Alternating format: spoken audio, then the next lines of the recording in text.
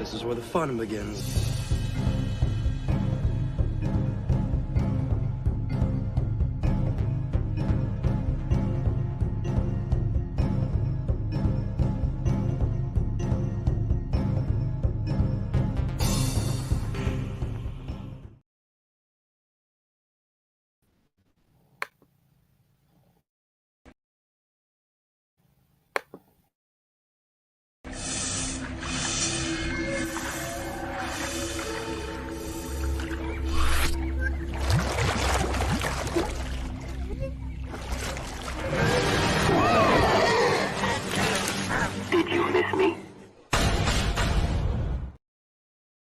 Good morning, everyone, and welcome to my channel, O.G.Starwars, and I'm so happy to be here with you for this week's Caff chat. And I don't know if there was an echo there or not. My cat decided to jump onto the keyboard here and created a little chaos, but that's okay. Shit happens, right? So first of all, good morning to everybody here, and what is in your Caff? So what are you enjoying? Your beverage you're enjoying? We have some interesting topics to discuss here. And I want to talk about the state of Star Wars and Star Wars fans and what is considered hope. What do you guys want? All of that. And what that means to the franchise as a whole. Let me turn this up a little bit more. If you hear some sound vibrating, like purring sound, that's the cat. He's in my lap. He can't help but be around me all the dang time. So Darth Toby is here with us, and so there you go.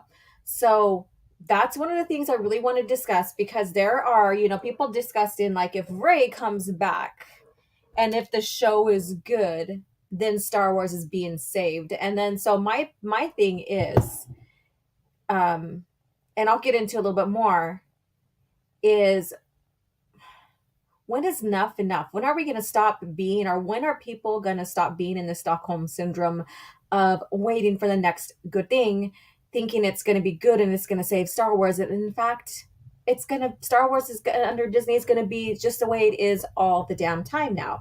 Whether you like it or not, it is what it is now. So, but I will get into that a little bit more. I'm going to go through the chat and see who is jumping on and saying hello and how you guys are doing. And I also have some breaking news I want to talk about too. So, and it's not like controversial, but maybe it might be, but it's more or less about Mayhew and so leaving some of his past Star Wars like scripts and stuff like that in his attic before he died when they moved and stuff. So I wanted to just discuss that a little bit as well. Let's see here. So I have some serious topics to talk about on top of some fun ones. And there's also one I may get into, and it's about Disney laying off some people, which when you get into the meat and potatoes of everything, it sounds like they're reorganizing. And that is common when you switch CEOs and you look at what had happened in the past. You're going to reorganize. You're going to maybe get rid of departments, shift people, get rid of people. Then you're going to look at one of your biggest moneymakers in the parks, basically is one of the biggest moneymakers for Disney. And you're going to start, revamping on all of that. So let's see here. So I have Orange Hat Review. Sidious out of this group, but Tenebrous was fascinating. Morning, Alora. Yes, and don't forget to vote. We do have this is favorite Rule of Two Sith Part 2. So Tenebrous, Sidious, Cadus, and Maul. So we have that going on here. So Darth Tenebrous is at 10%, Sidious is at 40%, Cadus is at Architus, Cadus at 30, and Darth Maul is at 20. So we have an interesting mix here. So I'm like, this is better than last time. So I'm interested to see how it goes. If someone's going to jump on top, out on top of Sidious or what. So this is going to be an interesting poll to do here. And let's see here. And then Zaggerot, hello and good morning to you. So Orange Hat and Zaggerot popped in early this morning, and about half an hour earlier so, and waited for the show to begin. So thank you so much for coming in and saying hello so early. And Batsy says, my powers have doubled since the last time we met. Chat. Ooh, okay. And then hi. And then Gordon, good brother. Hello, how are you doing? Let's see and Jim, the despot, basically. Hello, what's up, everyone? And what's up to you? How are you doing? It's morning time for me still, and so good morning to you. But wherever you are, I'm bidding good morning since it's morning time where I'm at. Batsy says, enjoying a nice cup of cold water. Nice. Water is very good for you. Always start your first drink of the day should always be water, because that then gets everything wakening in the body, gets the organs going so that you can take care of business and all of that. And that's all I'm going to say about that. But it helps wakes up the organs. It renourishes. It helps you get rid of waste too, so that you could start the day a bit fresh. Audio is good. Thank you so much. Gordon says, good morning. My calf's gone already. Coco and at Insta Nescaf. Okay. And then Disney Star Wars is not Star Wars, right? And then let's see. Unfortunately, Alora, those fans are too far gone. And that's the thing. It's like, okay, so where's the sincerity? And we'll get into that a little bit more. We're gonna have a deep discussion. Well, I don't know how deep it's gonna get. But I did want to discuss this because seeing things go down in the last week, and people are like, oh well, if they bring Ray back, there, maybe if the show is good, there's hope. But blah blah blah blah. Ow, okay, stop playing with the hair. Okay, so he is playing with my hair. He thinks that my long hair is his toy, but no, it's not. Darth Toby. Okay, he is literally on my lap, purring away like no business right now. No business. Batsy says, and you guys please like, subscribe, and share. Let people know on social media that we are live. And if you're catching the replay, let me know. Say hello down in the comments. Add any comment you want from any topic that we discussed to add your information, add your point of view, and we can discuss it through chat as well. That's what Caff Chat is all about, is getting into Star Wars, nerding out about the lore, what's going on with it, all of that. And also another topic is we're going to get into Ralph McQuarrie a little bit, and so we'll have that as well as the prequels ruins Rey as a character, I guess you could say, or whatever, as a Jedi. So that's another one that's Cringe Factor, and I do have a new segue clip for that I'm excited to play. So I'm very excited about that. Did you change your hair, Laura? No, I didn't change my hair. It's just growing long. I have to switch my studio around so I can be in a better position for lighting and for filming. Ow! Oh, ow! Whew, he attacked my hair, claw went in the chest. Holy shit. Little shit ass. Okay. Yeah, so I didn't really change my hair. So it's always been like this. I'm just wearing it down.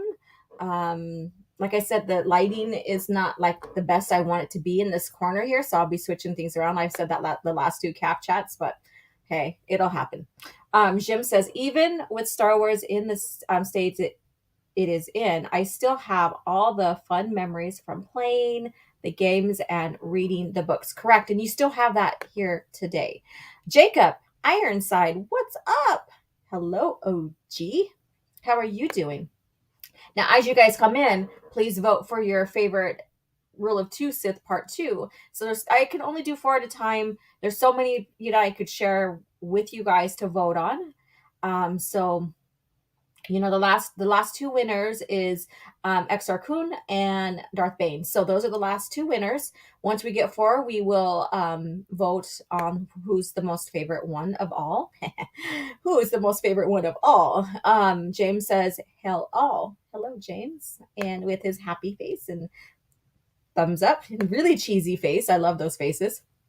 And if you're a channel member, you can use the emojis. And I think I am eligible now to add a few more emojis. So we'll see. So you can use the emojis in there for channel members. And if you like the gong droid, I have that. I have Jaina and Jason, or Jaina and Darth Cadus on there. Yeah, so you can use those if you wish. I like Darth Maul before he got cut in half. He's a really good character to that progressed the show. He's one of those those villain characters that are there for the time being for a purpose and then they die.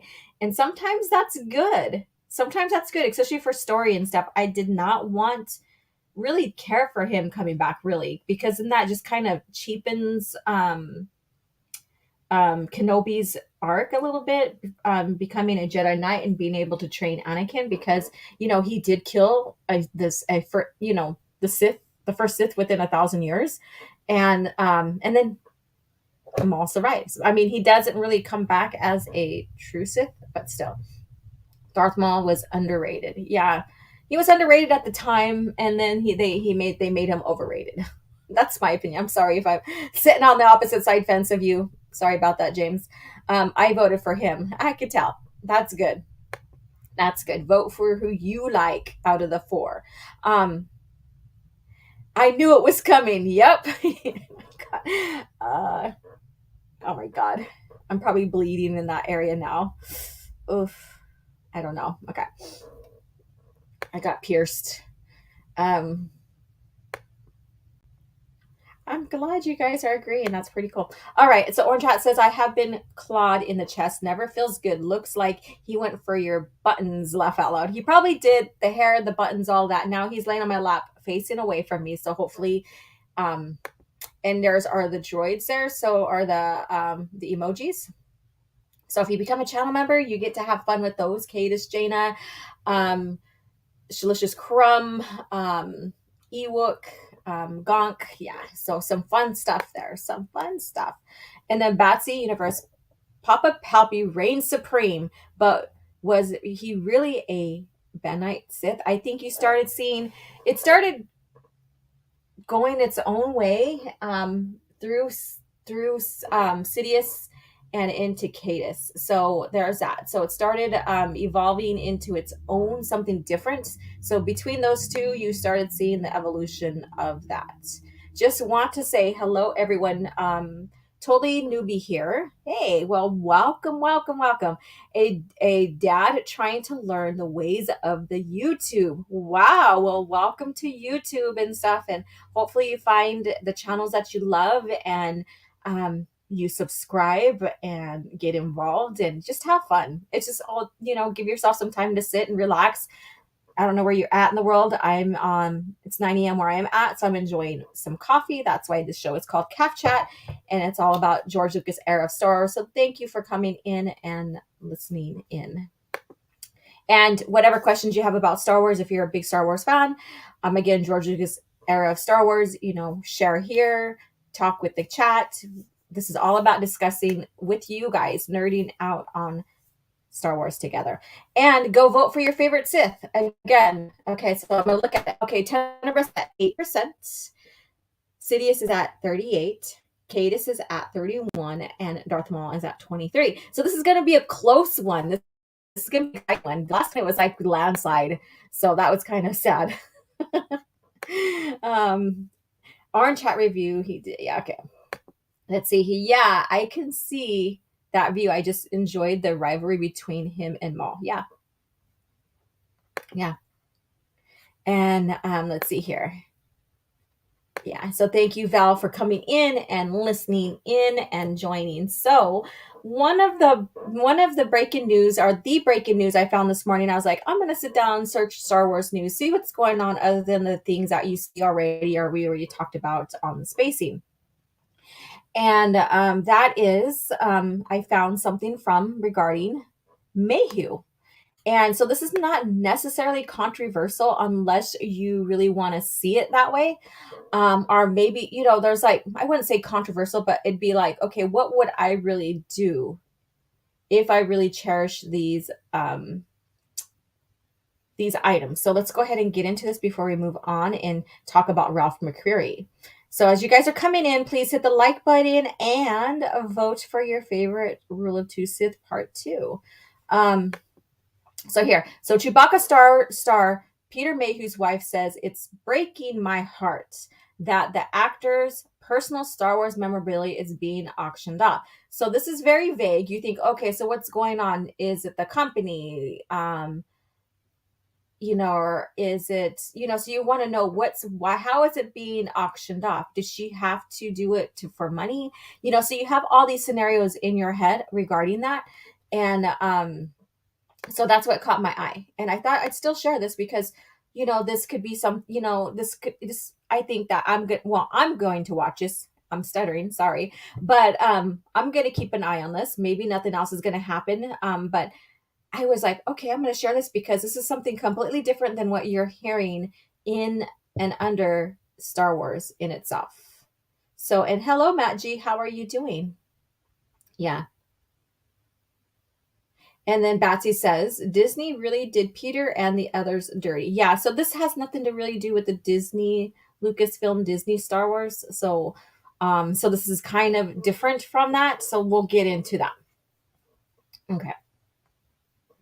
Let's see here. Go back to the screen I need to be on. So, of course, here's our beloved actor who really, brought Chewie to life in the movies and gave us Chewie or Chewbacca, and really, then he got expanded on in the EU, and so it's very, very interesting. So let me go ahead and just get some of these ads off the screen there. Okay. Chewbacca actor Peter Mayhew is fondly remembered by Star Wars fans around the world, basically for his iconic Wookiee Chewbacca. Oops. But now his wife, Angie Mayhew, says that some of the actor's personal Star Wars memorabilia is being auctioned off in the UK after it was found in an attic of their former home. So there we go. So it was found in the attic, and I read this before we came online, so I kind of am privy to this article here. It was found in their attic. They had to move, and there's some stuff they left behind because of Peter's health. And also because of the state that the house was in with water damage and all this stuff. So Angie issued a statement on via the Peter Mayhew's Foundation Twitter account, noting that Mayhew wasn't able to retrieve his old scripts, production notes, and call sheets before they moved out because of his health issues. The actor's widow, when we moved, so this is what she had to say. When we moved out of this house, Peter's movement challenges made it impossible for him to get into the attic to get the rest of his memories. So they left it up there. So then I come into question too, why didn't they hire someone to go up there? Or why didn't she? And this kind of answers some of those questions here. So I'm just going to share this, and we'll discuss this here in the chat a little bit. And I think it's kind of heartbreaking, but then it's like, okay, so there are so many different scenarios you could have done for this. So she continues to say, it really breaks my heart to see our belongings auctioned off like this by, Anguashworth and Rydell Auction 1. So this is her tweet. And so this was yesterday. And this is John Kay's tweet here, and she's responding. She's retweeting that. How cool is this stuff? Found in a loft of the late Peter Mayhew's, who played Chewbacca in the original Star Wars film. Scripts, call sheets, and clippings now being sold. And then it gives, the Rydell Auction 1 and BBC Breakfast. So there's that. And she says, when we moved out of this house, Peter's movement challenges made it impossible. So I read that already. So that was her tweet. And then she goes on to say, it was one of Peter's and my biggest regrets that we had to leave these items behind. But his knees and joints had gotten so painful that he was no longer able to go into the attic to get them. So this is what he left behind. So imagine getting home. Imagine getting home and going up, or, you're the one who is the seller of the home or what have you, or you're the buyer of the home or whatever. And you go up into the attic, or what they call the loft, and find these scripts from Star Wars.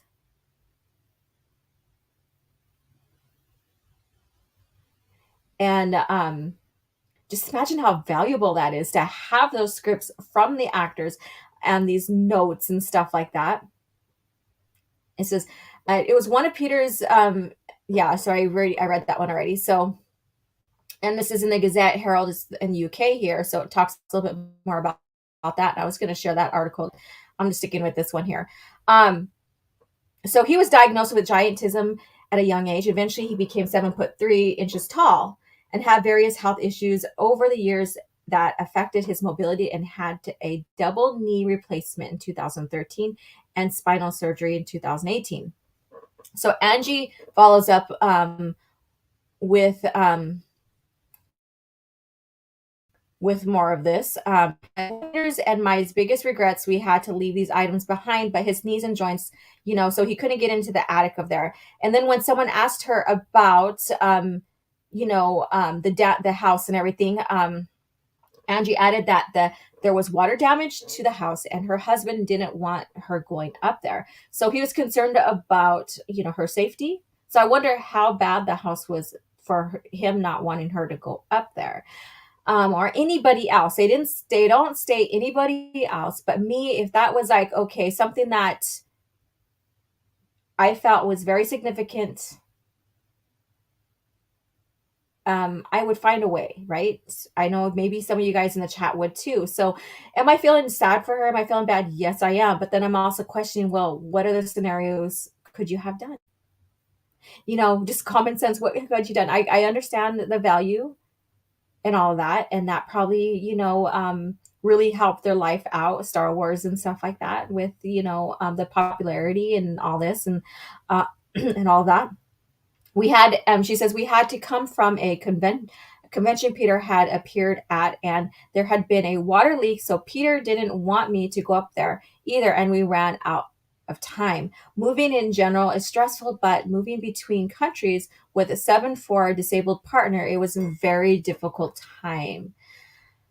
So I guess many fans had called for the items to be donated to the Mayhew Foundation. In some other tweets, confirmed that the auction house has agreed to meet with the family on Thursday regarding the items. So there we go. So we had a happy ending there, but that was just something I wanted to bring up because we always hear about Star Wars. Oh, these actors coming here are, we see a new production and how good or bad it may be, or some controversies lying behind, Disney Plus or whatever. Are fans, talking down on original fans that have been with the franchise for 40 plus years. So we always have those different type of back and forths, very negative and stuff. So I wanted to share this with you guys before we move on, especially into Cringe Factor and stuff. So let me see what you guys have to say here. Let's see here. As long as the items go to someone who will preserve them, right? I would have given it back to Peter's wife. That's really a real messed up. They're selling it. Yeah, and that's another thing. Okay, so where's the compassion and stuff? But the thing is, it's like, okay, so some people will justify it with, well, they left it. They really didn't want it. So it's ours. I could understand if like these two were gone already, like the wife had, and God bless, I don't want to, jinx anything, but like she was deceased and he was deceased and they found those items, that would be very different, right? So, you would think that, they would have just handed the items back to her, but would she have sold them herself to help take care of herself? I mean, that's totally up to her. But what I'm glad about is that they are, talking with her. So I'll keep an eye on this. I will keep an eye on this, and I'll probably report in a video to see what comes of this. James says, should have offered it to his wife first. At least let her get one of those two items before selling them. Can they legally do this? Yeah, I imagine so, because I left him behind. And so now it's bought as part of the house, I'm guessing. So, yeah. He was kind of big to be crawling around lofts. Yeah, you would think. Yeah. Man, I'm like, okay, I'm a shorty. I'm 5 foot. So I'm like half his size or something like that. I don't know. But anyways, I could just imagine. But send someone shorty like me up there. I could take care of business, okay? What a gold mine, right? And that's probably what they thought. Oh, we struck gold. We have the scripts, all of this here. from the actor who played Chewie. And yeah, just imagine buying a home and finding something like a relic or something from the past, whether the house has been owned by an actor or not. Just finding a relic from the past. Just imagine, and then thinking about maybe what the person has gone through in their life and what they experience in that time frame and stuff. It's fun. It's like, I don't know. It's just, I love history. I love historical stuff as well. Gordon says, how hard is it to find a teenager to pay a couple bucks to pull the boxes out of the attic? And that's the thing too, is like, okay, so I would have brought in someone, or I would have I even with the water damage and stuff, I would let shit settle me and I would have climbed my ass up there. But that's me. I don't know. Maybe I'm just living on the edge. I don't know. Was it celebrity standoffishness that kept them for asking for help with that? Maybe. Who knows? Who knows? And that's a good point, Gordon. Who knows? But they had to have some family or someone or something, someone to help. Half his size, O.G.Starwars, more like a third. Right. Mm. I almost spit out my drink. Oh my god. So I'm going to keep an eye on this, you guys. I'm going to see if any further news comes out, and I'll report with you guys, or maybe we'll talk about it on Caff Chat, depending on if there's any more news about this, and what happens with that. So again, like I said, it, pulls at the heartstrings, but then also makes you question, why didn't you just like have someone come in? Or me, I'm like, I'm going to climb up there as soon as I can feel it's safe. But that's me. I'm crazy like that. I'm like, I don't let nothing stop me unless it's really, really dangerous and I'm going to fall through because it's the water, the boards and stuff like that are so, waterlogged. But that's just me. I climbed trees when I was little. I did all kinds of crazy shit. I used to climb the top of my house and laid out in the sun. I used to do all kinds of crazy stuff. So James and Shane says, and how heartbroken is she? I mean, if something meant that much to me, I wouldn't let it out of my sight, or at least moved that first. Who knows? Like, they talked about the health issues, they talked about the damage in the house. Maybe this house, and we don't have the circumstances of what the extent of the damage was, and if there was repairs, and if they found them when they were making repairs. So we have all these questions, but part of the conclusion now is that the foundation, they are, talking with the family regarding those items now. So it's coming to resorting to some sort of happy ending, I guess you can say. Soul Assassin says, the Simpsons did a similar thing on their show. I haven't watched The Simpsons in a long time, and I've watched so many growing up. I just don't remember which ones are what anymore. But it's funny to say that though, Soul Assassin, because you have like The Simpsons predicting a lot of shit. It's so crazy. It's like this, it's just so funny how like, oh, that was on The Simpsons too. Okay. You're crazy. No. Let's see. Gordon says, oh, gee, well, you're a soldier. Yes, I'm a soldier. That's just me. I can't 5 foot, you guys. Like when I go grocery shopping, sometimes I have to step up onto the aisle, like some of the shelving, if it's safe enough to reach something, or I'm grabbing something, or I'm having to grab. If I'm with someone, then they have to grab it for me. Since growing up, since I was little, I'd have to climb onto the counters to reach up above the counters into the shelves there. So I'm just used to. I'm just like a freaking spider monkey.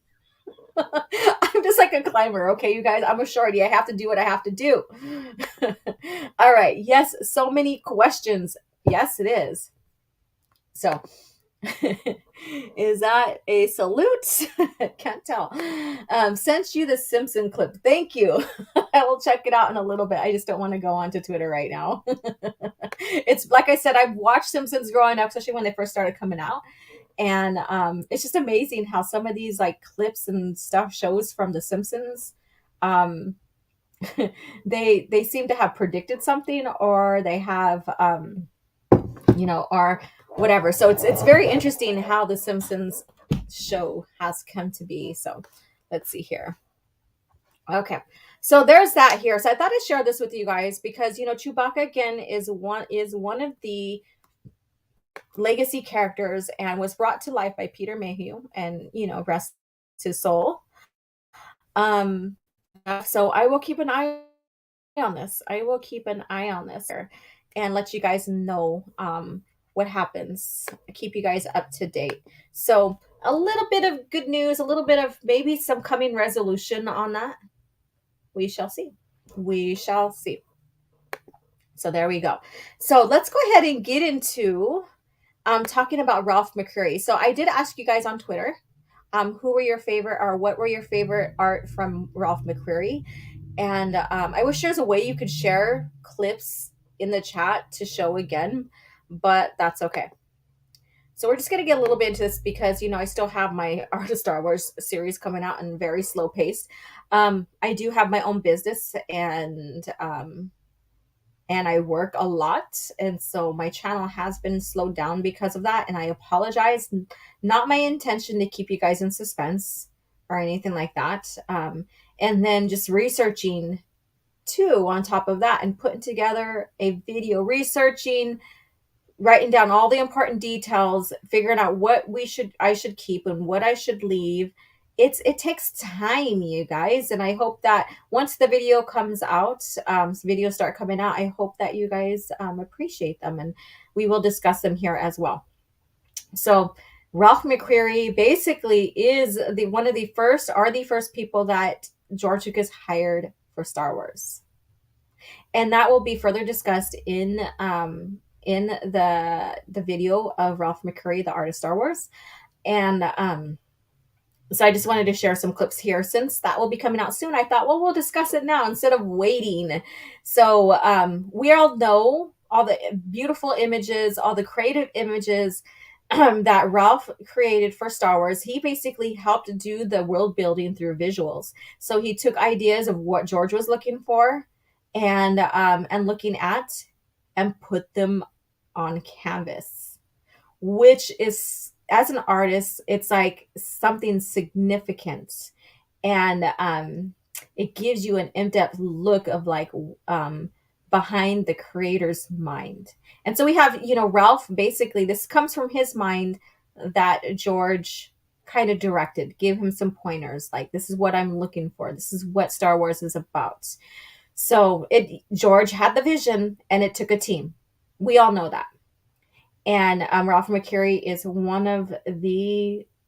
I would say, one of the most important people in Star Wars in general. So let's see here what you guys have to say. Let me see here. So glad we got to see him in Revenge of the Sith for the one last time. Oh yeah, so Peter Mayhew, yeah.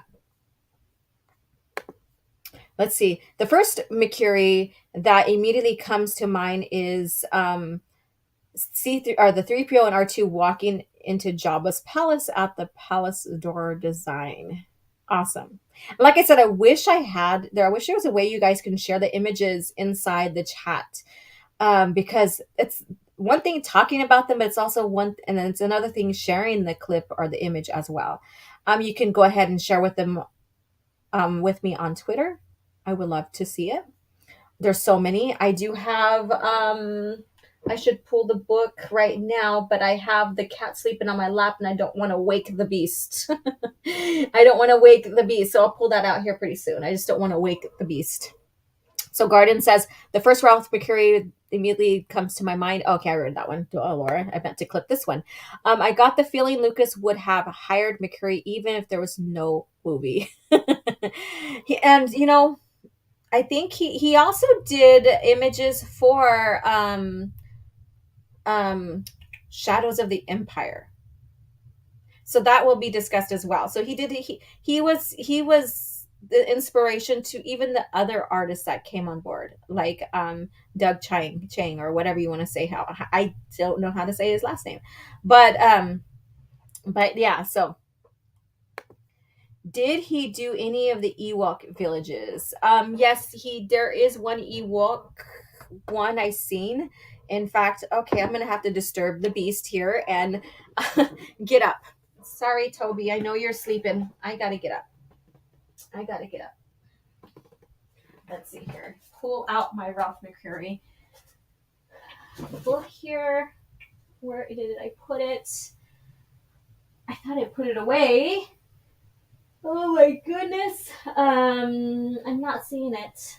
And it's one of my absolute favorite ones. Where is it? Oh, it's up on the shelf here because I was looking at it for research and stuff. Okay, so let's see here.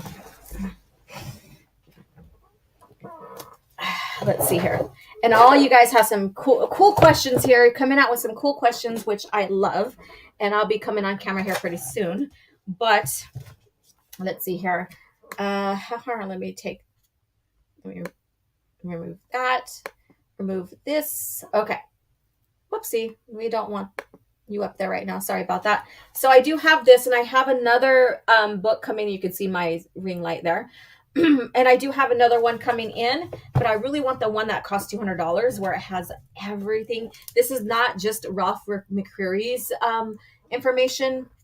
It has a lot of the Star Wars, even has 1313 Project in here, all of that. Very, very amazing to look at. So, like I said, there's a lot, because I'm not only going to cover, the movies and all of that, and some of the shows that may have or may not have came out, like 1313 and Underworld, but also the games. So, and also the novel covers, because we do have some phenomenal novel covers out there. When you get into the Japanese art for the New Jedi Order, I can't wait to talk about those. And then we have some that are not so phenomenal too. And I will discuss good, bad, and ugly with art, I guess you could say. But yeah, Ralph was basically responsible for a lot of what we see in Star Wars today, because he was the first to be hired as the visual artist as well. Let's see here. Yes, and he is the one that helped create Yoda as well. Let me see here. And I do have, and I guess I'll go back on screen to share with you guys, because, and I could honestly say, between these two books, they are friggin' heavy. So here we go. So here, my haul right here. I just received this yesterday. And of course I have this. I didn't get the horizontal one. I got the vertical ones, and they are friggin' heavier than heck. It's like I can use them to lift weights, but the OT is thicker than the PT one, but it's just as valuable. So looking at these here, let me go ahead and put this back up here, because I like that. There you go. Looking at these, you do get the concept art, you do get the interview with George and other people who worked on the production of these, of the making of Star Wars here. So very, very fascinating. And I guess you can say enriches your knowledge. So I recommend, if you have the money, if you can find them for cheaper than what they're going for, get these Star Wars archives. Let's see here. And of course, the Vader versus Starkiller art is iconic too. That's another one. That is another one. Very, very good stuff. Please hit the like button and share the stream out, you all. Yes. I am a little bit hyped up on coffee today, and I've been feeling really good lately. I was burnt out this last week with a lot of stuff. I put too much on my plate, including some channel stuff that I need to finish, and I was feeling really, really burnt out. And we'll get into Star Wars here pretty soon, or the state of Star Wars. But here we go. So the poll, this is the standing so far. So you guys, you got about maybe a little over half an hour, maybe less than. Favorite Rule of Two Sith Part 2. Tenebris is at 10. Sidious is at 40. Cadus is at 30. And we're back into the even splits. Not even, but, by tens, I guess you can say. And then Maul is at 20. So 10, 20, 30, 40. So get your vote in, you guys. Get the votes in. Let's see here. Yeah. Woo! Yeah, so let me see here. So this is what I wanted to share with you guys, just in brief. Beyond the movies, his artwork, and this is about Ralph McQuarrie, and this is by George Lucas. His artwork has inspired at least two generations of young artists, all whom learned through Ralph that movies are that movies are designed. Like me, they were thrilled by his keen eye and creative imagination, which always brought concepts to their most ideal plateau in many ways. He was a generous father to a conceptual art revolution that was born to his art of his artwork, which seized the imaginations of thousands and propelled them into the film industry. In that way, we will all be benefiting from his overture of I think I said that over of generations to come. Beyond that, I will always remember him as a kind and patient and wonderfully talented friend and collaborator. So he's speaking of him after he passed away. So this is what George had to say about him. And I shared a quote on Twitter, basically George talking about Ralph again and saying, saying how modest and humble Ralph has always been. When they're speaking about who George was hiring first, excuse me, for Star Wars. Sorry about that. Excuse me. And, he's like, yeah, I was one of the first. And George is like, no, you were the first I've hired. So he was always humble, this man, humble, keen eye, great imagination. So it's not easy bringing what you see in the mind onto paper. It's not easy. For me, it's doable. I can do it. People ask me how I do it. I'm like, I don't know. I just do it. But it's still not an easy task, because as an artist, you're like, I could have done it this way, that way, or it's not coming exactly how I envision in my head, but this is as close as it's going to get. So there's a skill, there's a technique on putting the imagination onto paper.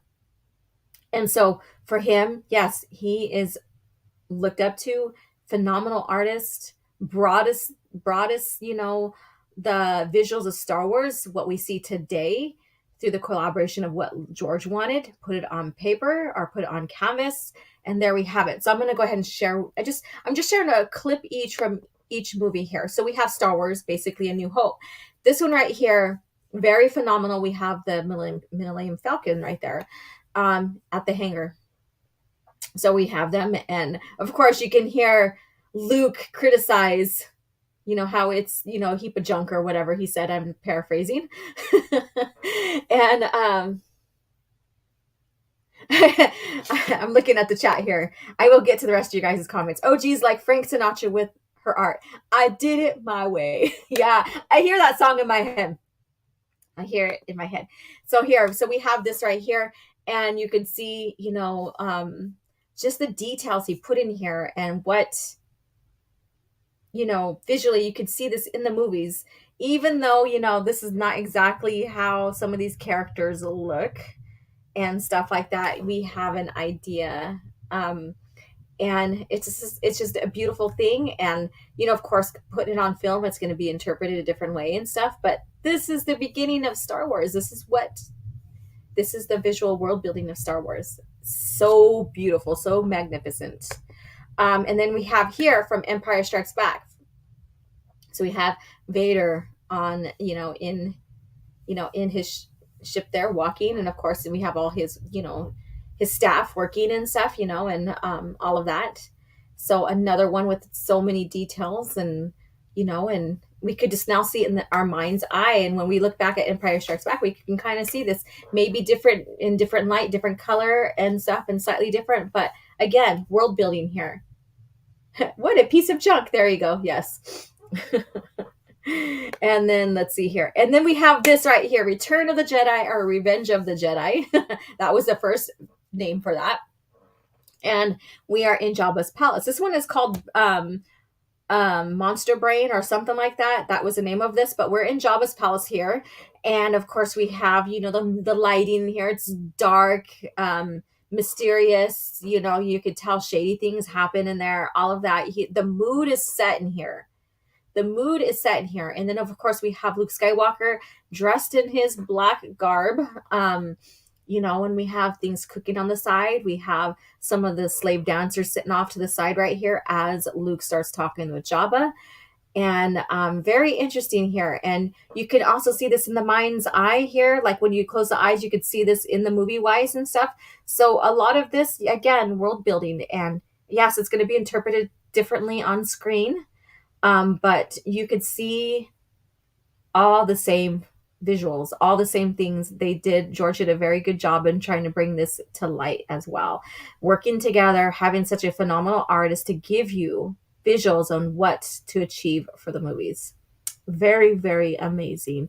Very inspiring for me as an artist. I may not be a concept kind of person, but I do enjoy, I go more into real and realism in a sense, but I do enjoy, seeing the creativity of an artist bringing a fantasy to life. Bringing a fantasy to life and what we have here. And last night while I was prepping for Caff Chat and I'm like deciding, what are we going to talk about? What are we going to discuss? What are going to be the topics? I decided to watch Attack of the Clones. Part of the inspiration was looking at the Star Wars archives for, the prequel trilogy. And so I put that on and, I started, creating everything for the stream here, the topics and all the stuff. But looking at the art and looking at the movies and seeing the concept art gives you more respect for the process, for what George was bringing us. And I really haven't seen any other Star Wars concept art outside of George that I really, really like. And they do tend to bring up, Ralph McQuarrie and the past Star Wars concept arts to, help them world build for the new Disney Star Wars, which they have every right to. But that also goes to show that the real Star Wars, the heart of Star Wars, was George Lucas era. And I will always keep that verbiage in my mouth. I always keep it in my heart. The real Star Wars is George Lucas era of Star Wars. And hello, Jedi Padawan Trailer. How are you doing? Let's see here.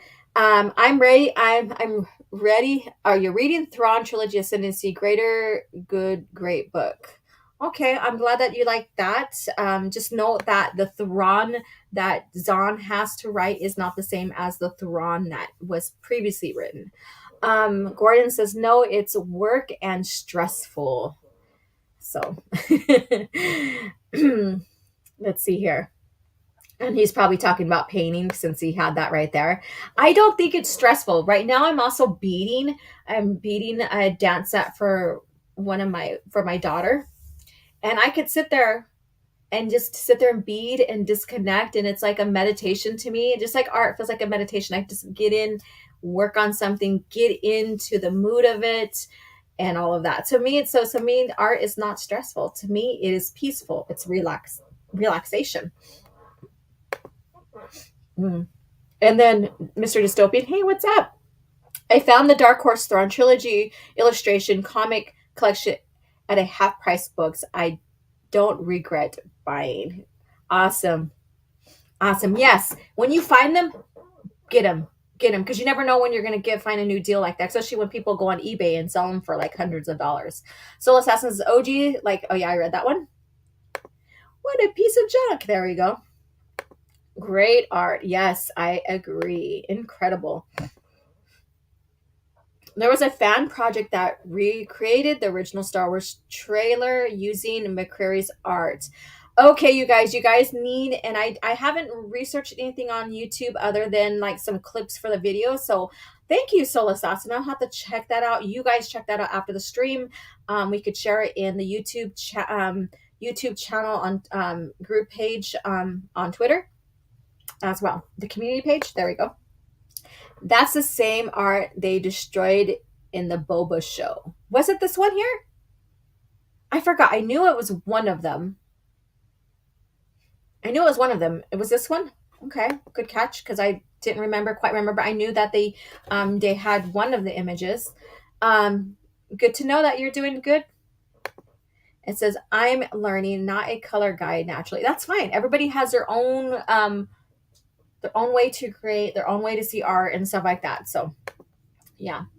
I love looking at contrasting of like dark versus light and different the hues, textures, all of that because it brings the mood out on the page. Just like this one right here. This one is phenomenal because you got the dark seedy, palace, Jabba's palace here, and it's basically slavery is going on in there, because he has his dancers and stuff like that, and and he is a crime lord basically.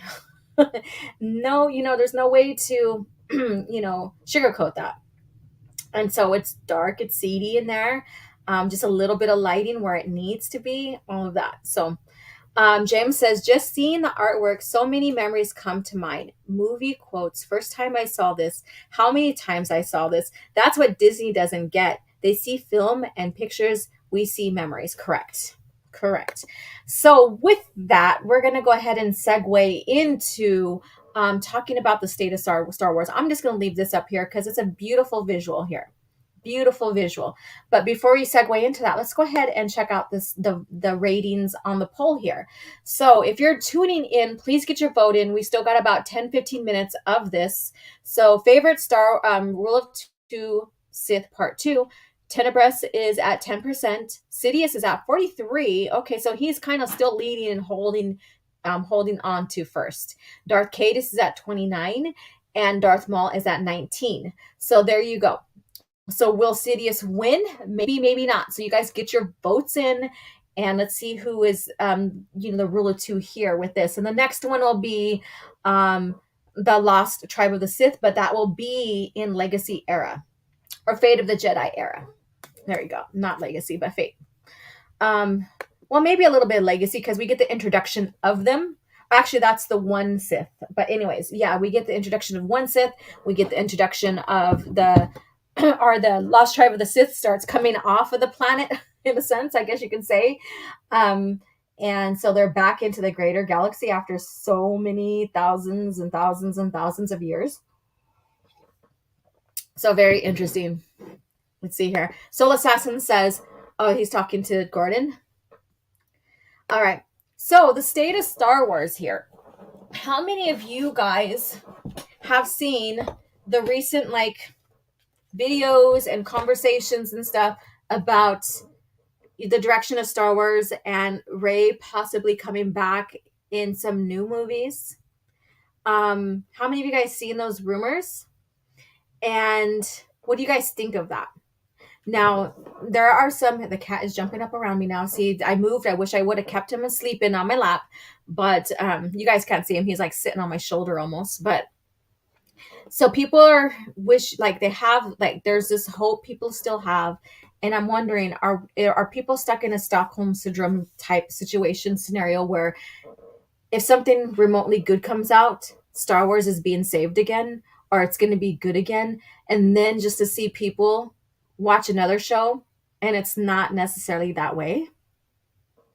So are we stuck? I'm not, because I see right through this. Are some fans stuck in a Stockholm Syndrome type scenario? Do you hear that? That's my cat. Let's see here. And the state of Star Wars. And a state of Star Wars fans. Like, as a fan, after 10 years, are you still, I sound like Darth Vader right now, are you still panning out for hope? Panning out and hoping and praying that they'll switch directions, even though they've announced millions of times already that everything's going to link up to the sequel trilogy. They're keeping quote unquote continuity, even though they really don't. Which Star Wars has never been a multiverse? It's always been one continuing history. And because it was a franchise that was born out of the 1976 novel and movie, 77 movie, Star Wars, now coined A New Hope. And everything started, basically expanding off of that with the movies, with the novels, to when we get, the Thrawn trilogy, where it sets the standards of continuity. Because they still were kind of keeping continuity before then.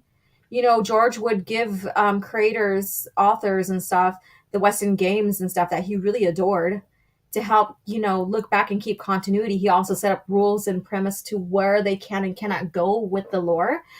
But once the Thrawn trilogy came out, there was a set standard, because Lucasfilm started seeing fans as being sophisticated, right? We were, sophisticated, wanting a continuous story that tied into history.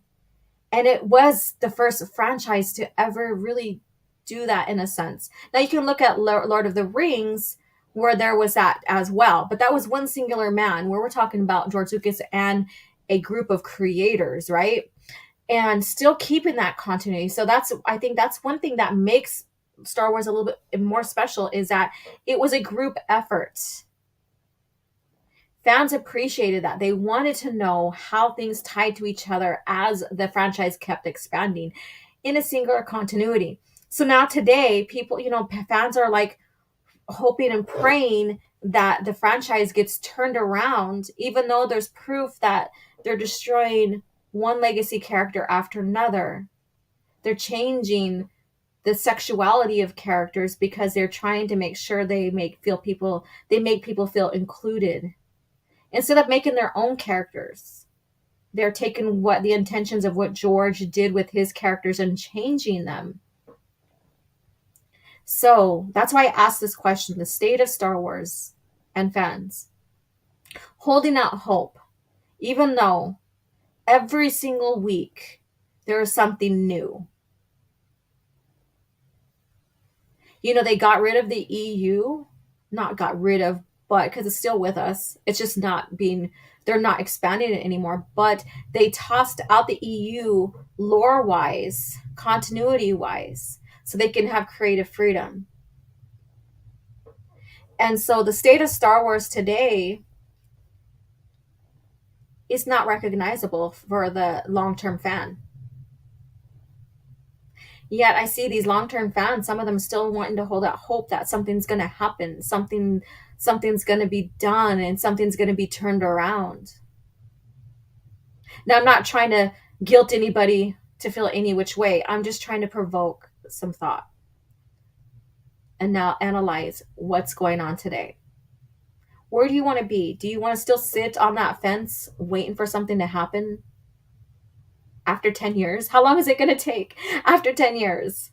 Or, or maybe just hop off that fence and just enjoy Star Wars George Lucas era as it is, knowing that because it's been repetitive, it's been a cycle time and time again, that they're not going to course correct the way you want them to or the way that you're hoping they would.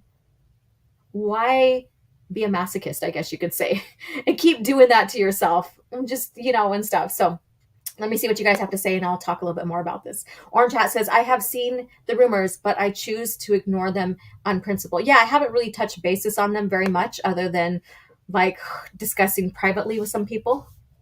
I have heard the rumors. No disrespect to Star Wars fans or ST fans, but I don't want to see more Rey. And that's the thing. She was created as a Mary Sue from the get-go. So if they do a new movie with her in there and they decide to correct that, which you can't really correct it because what has been done is done. How her design does not fit the design and lore that George created about how a Jedi becomes a Jedi and how the Force works. That right there is forever ingrained into their Star Wars lore now.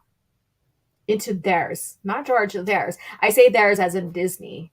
Real Kim, excuse me, Real Kim Shady says, "Hey, what's up, girl? I hear that apparently Disney acknowledges Star Wars is damaged by the executives and plan on bringing back Rey and Baby Yoda to elevate this, which doesn't make sense to me." That's correct, and I forgot about stupid Grogu. But yeah. So my predictions, I think I've say this is like my fifth or sixth time saying this, and I think I've said this on the spacing. Um, Grogu is going to get the dark saber. He's going to be the dark saber. He's going to be the Mandalore eventually. Watch. I'm predicting that. Jedi Padawan says, "I've seen them, but WDW Pro made a good point. Why would they bring Daisy back just to kill her again?" But she wasn't really dead. She was never dead. She was meant to live. She had her quote unquote happy ending with taking the Skywalker name and everything that the big three had. She was never dead. So she never really fully died, I guess you can say, just like Ahsoka. Some cheap death that doesn't mean anything, right? So if they bring her back and they kill her, fine, they do. But that doesn't change a damn thing about the lore, really. So I don't see that was a good point. you know? Let's see here. How much of the OT character stuff can they give Rey? We are going to add Han's best friend, Luke's droid, and Luke's first potential student. Oh, geez. Let me see here. Whoopsie. There we go. Let's see here. And I saw Echo Base talk about the rumor. Yeah, so there's many of them that talked about it. I really didn't sit down and listen to it. I know Drunk 3PO had it on his channel, Echo Base, and them, they talked about that as well. I really didn't go back and watch. I just watched the talk on Twitter. And my point to this is, if they bring her back, there's her development is still going to remain the same. Those movies are still going to remain the same. It's just going to validify the Disney trilogy, which, mind you, there are fans of it. So be it. Yeah. Good for you, and I'm happy for you and stuff like that. But people are like, they need to decanonize, or they need to just retcon, or they need to do this, or they just need to toss it out, blah blah blah. All of those words, all of the words. But when you bring back a character from that, and especially if it's after the movies, so you're moving forward with her lifespan, I guess you can say, her history and stuff. Everything is going to remain the same. When you bring out shows like The Mandalorian that promise they're going to link to the ST, nothing's going to change. That's the point. Nothing's going to change. If they make her a character that, then starts earning the love of the fans, nothing changes still. Nothing changes. All of the lore that was broken to George's movie still remains the same. So when is good enough? And when is it not? Especially with Star Wars fan, we love continuity. See, they're promising multiverse now to kind of sketch and dance around all the errors that they have done. And some fans are fine with it, but it's never been that way. Star Wars has never, and that's another way of dismantling the lore and dismantling the franchise. What made it different and significant. So when is enough enough? When is enough enough? When is the foot gonna be put down saying, I'm done? Star Wars has never been a multiverse. You're just doing this as a cheap way to write yourself out of the corner. And seeing time and time again, and I've heard people praise, even people who love the EU, that the High Republic is pretty good story. They're praising it. But then when I look and research into what they're doing with Yoda, it's like another character's destruction, but yet it's good, so that's overlooked. When is enough enough? Okay, let's see here. KK can't last forever. That doesn't matter if she stays or not now, because she's coming into her retirement years now, right? What is done is done. Yeah, she is a president, but she also has to do according to her boss, who is Disney. Disney makes the ultimate decision on which way the lore goes. And they have even stated that. Iger has stated that whatever we see in Star Wars is Disney's ultimate decision. So even when she's gone, doesn't mean that things are going to change, because Disney is still the owner, not her, still the owner. So Val says, personally, I was hoping they would have gone with a long lost child of Luke in the future movies. Yes, I am fan of Mara Jade. Yeah, and that's the thing. And people are talking about Mara Jade coming back. And last week I reported about how people are trying to make her now lesbian and be with Afra if they bring her back. So there's another thing. I mean, that's just people's headcanons and wishes and stuff like that. But I find it very odd, because they're like, oh, they could still keep most of her story, her development intact. But instead of being with Luke, she could be with Afra. And I'm like, that still doesn't. Most of her story is about coming to terms with who she was, in a sense being redeemed by Luke helping her with her last command.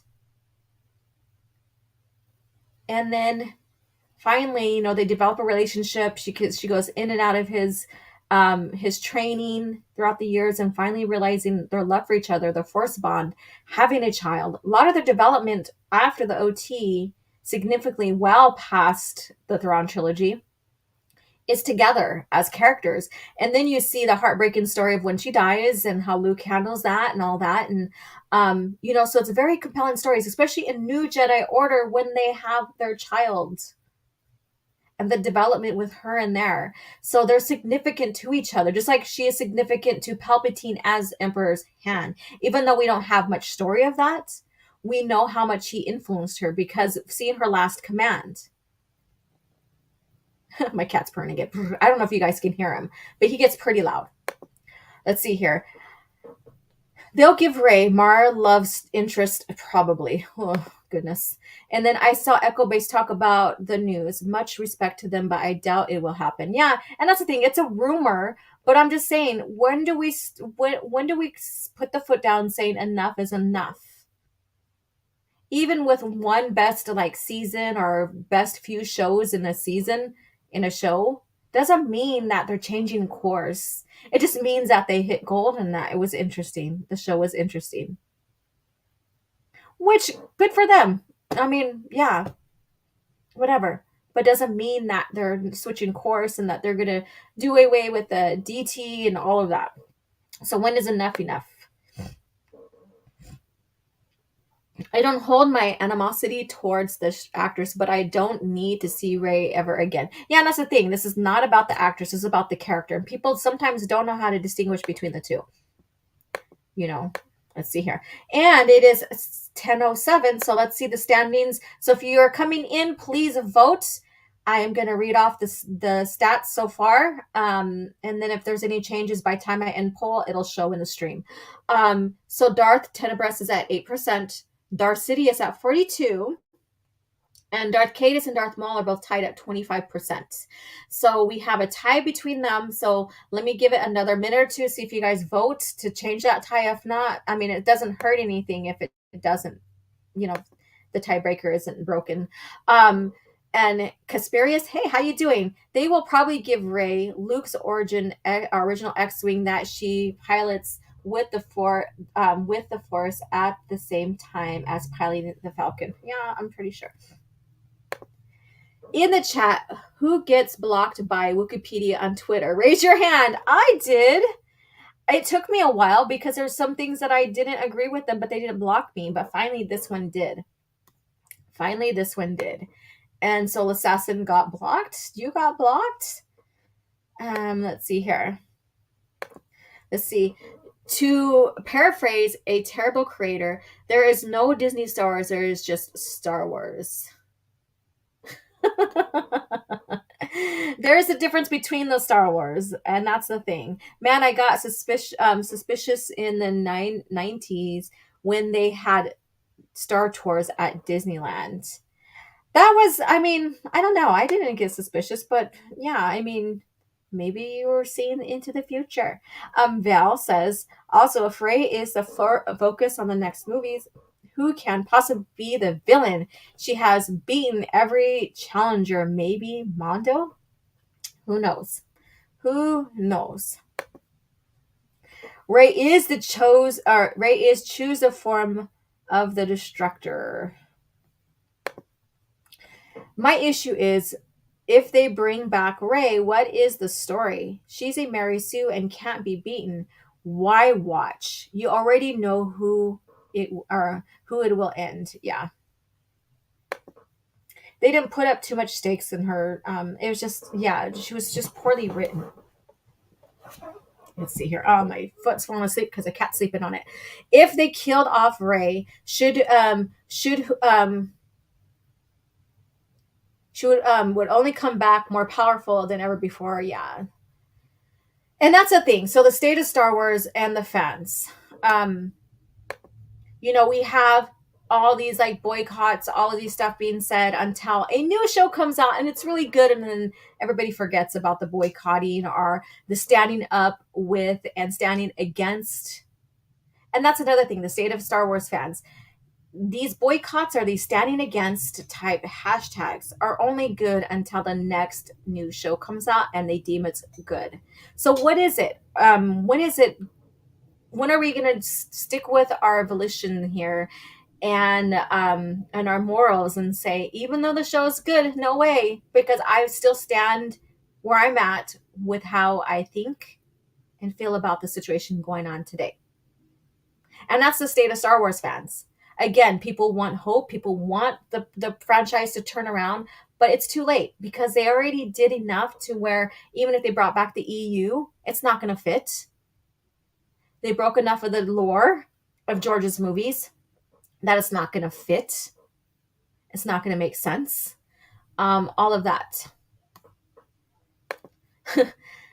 There we go. And Soul Assassin says, Dark Forces is canon since Dark Jedi Woman was in episode 4. She was the woman who backed away from the stormtroopers in the film. And episode 4 of Mandalorian? No, Old Republic over the High Republic. Let's see. The problem may have started with KK, but the problem started with Disney in general. And she just, because they are her boss, she enacted them. So yeah, so there's a chain of command there that we have to look at. I'm not trying to say that she doesn't bear some of the responsibility, but Disney also is the ones that make the ultimate decision. That's a terrible idea. Disney plagiarizes EU stories, concepts, and characters and bastardizes them. Exactly, and that's another thing. And we're going to go ahead and segue into the next topic, and that's going to be Cringe Factor. So we'll get into that. We'll talk some more lore. But I wanted to sit down and really discuss with you guys the state of Star Wars and its fans. When is enough enough? 10 years of this. 10 years of... they're destroying Star Wars. Oh, that's good. Star Wars, they're destroying. That's good. That's that commercial where you have the dog doing something and all of a sudden he changes his mind and says, squirrel, he gets distracted. So that's the thing. When are people going to sit and really stand their truth, I guess you can say, or stand their ground? Even when something comes out, that's good. When are they going to say enough is enough? Because it's money talks. Money talks. Right? Money talks. Disney wants to make every character gay. And that's the thing too. They want to make sure that they have diversity, inclusion, all this stuff. My thing is like, yes, you have the opportunity to do that because you decided to toss the original EU out, leave the original characters as they were created, intended by George, and bring in some phenomenal new characters that can fit your diversity, inclusion, inclusivity that you want for your franchise. Feel free to, but also don't forget about the aliens. That is a big part of the diversity in Star Wars because in reality, Star Wars was influenced by real life events. George took and made themes out of them, created the Jedi off of like Japanese culture, all of that. But Star Wars is this total different fantasy type realm with its own politics and stuff. So no, we don't need to see like today's political diversity stuff going on. But if you want to include like species and humans that, you know, are gay, lesbian, or whatever, because Disney Star Wars, or not Disney, George Lucas era Star Wars already did that before, so it can be done. I think many people are just tired of it being shoved down their throats as like, we did it. Now you guys have to like these characters. If you don't, you're Istin-phobes. And that's the thing. Star Wars fans are like, we never had to go through that before. Why do we have to go through that now? Just make it organically and share the character as they're supposed to be. You don't have to shove it down our throats and stuff like that to say, oh yes, we're raising our hands to diversity. We are blah, blah, whatever. Do it organically. And I think fans will respect it more. Honestly, yes. Because it's been done organically before. Anyways, so that's where I stand with that. Hashtag leave Mara alone. Yes, I agree. All right. To paraphrase Oprah, you get to be gay. You get to be gay, and you get to be gay. Gay is another word for gay, or another definition is happy. So there you go. I'm happy. The Senate always wins. The Senate always wins. Yup. And there we go. So in the poll, looks like Darth Maul beats 28 to 24%. Darth Sidious is 40% and Tenebrae 8%. So in the poll here. So Sidious wins the Senate. I am the Senate. Let's see here. I keep on forgetting that I have fun little clips here, even though he says, glad you are, let me see what he says. What kept you? There we go. What kept you? There we go. Let's see here. What did I miss? Blocked on one account, but not on my Volcron account. Okay. Volcron is too powerful to deal with weak Wikipedia. A New Hope. Let's see here. Really is the High Republic. They had one of their Jedi have a belt with a stylized pot leaf on it. It almost looks like a pot leaf. It doesn't have the little spikes that the leaves have on the end. So I'm not really going to pay attention to that. Play that cringe clip. Yeah, I'm going to. We're going to go ahead and get into Cringe Factor. I just want to get through the comics here. Or the comments, not comics, sorry. The Dark Woman was in episode 4. Wasn't she killed off during the purge in Tales? They don't care. They don't care. It won't change. An entire generation of fans have grown up with Disney stuff. Yeah, and that's the thing. And it's just all about, it's the Star Wars label now more than anything else. And they're excusing all the continuity errors as they're creating a now multiverse. And that's how it's going. Cute Abunas doing Daisy Ridley from, oh, I don't have that one. I don't have it. Sorry. I wish I did. I wish I really, really did. So let me go ahead and remove this here. I'll add this and let's see here. Here we go, ladies and gents. We are going to get into... wrong one. Let's go ahead and get into Cringe Factor portion. And I'm still learning how to segue here, so I have the article here. But we're coming into Cringe Factor. So uncivilized. There we go. I hope you guys like that. That's my little segue clip there. So Cringe Factor, sometimes, there's a lot of clickbaity stuff within Screen Rant and all of these similar type sites here that do these pop culture writings and opinion articles and stuff like that. Excuse me. And they're fun to cringe at, but also it gives you a glimpse on what direction they're taking Star Wars to. So there is some truth in here, but this also gives you the perspective of how some of these fans are thinking about Star Wars today. So we're going to take a look at this, but I just wanted to see here. Great.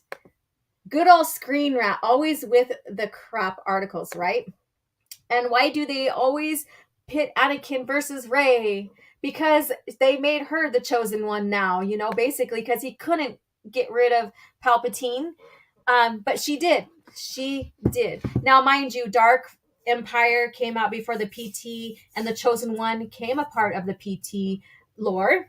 So, once the PT came out, that's where their retcons had to start happening, where Marge is like, I don't think that was really Palpatine that you fought, so they had to start questioning that to kind of retcon that to keep in continuity with the Chosen One arc that was put into the story.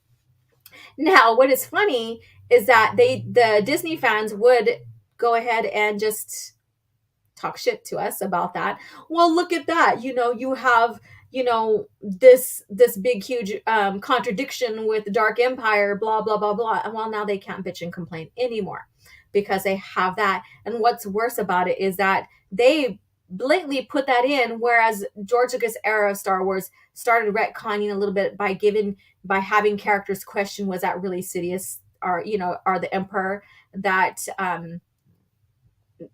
you went to try, that you went and defeated Luke, so there's a lot of that retconning going on.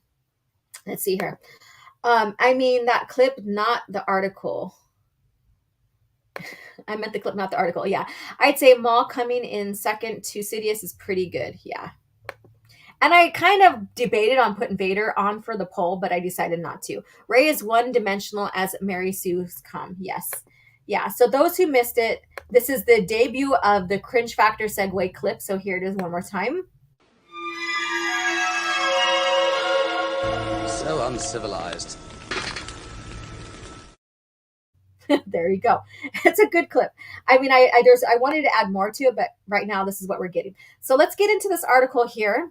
And I want to hear you guys' thoughts about this because they're always bashing the prequels some way, shape, or form as to why the characters in the ST or the DT weren't as good, or the ST or DT's better because the prequels got it all wrong, kind of deal. So we have those going on.